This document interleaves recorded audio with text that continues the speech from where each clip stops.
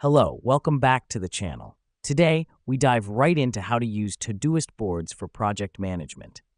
This is your complete guide for 2025. To start off, you'll need to create a new project.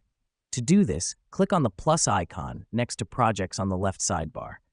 Name your project something relevant, and don't forget to select Board under View As.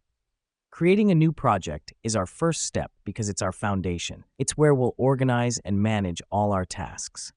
Now that we've done that, let's add some sections. Click on the Add Section button at the bottom of your board.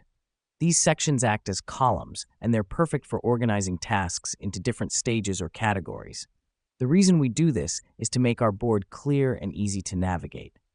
Next up, we're adding tasks. Click on the Add Task button within your chosen section. Write a clear, actionable task name, set a due date if necessary, and assign it to a team member. This helps us because each task represents a specific action that needs to be taken to move the project forward. Let me explain why this matters. When each task is clear and assigned, there's no confusion about who's doing what. It makes our project management much more efficient. Once you've added some tasks, you can move them between sections by clicking and dragging. This is what's happening behind the scenes. As a task progresses, you can move it along the board to visually track its progress. This provides a clear overview of where each task is in your project at a glance. Lastly, keep your board updated.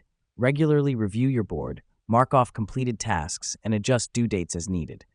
This is important because an updated board reflects the real-time status of your project, helping you make informed decisions.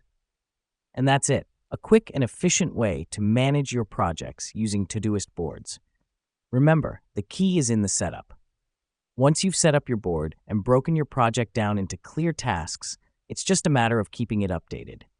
Thanks for tuning in, and see you in the next one.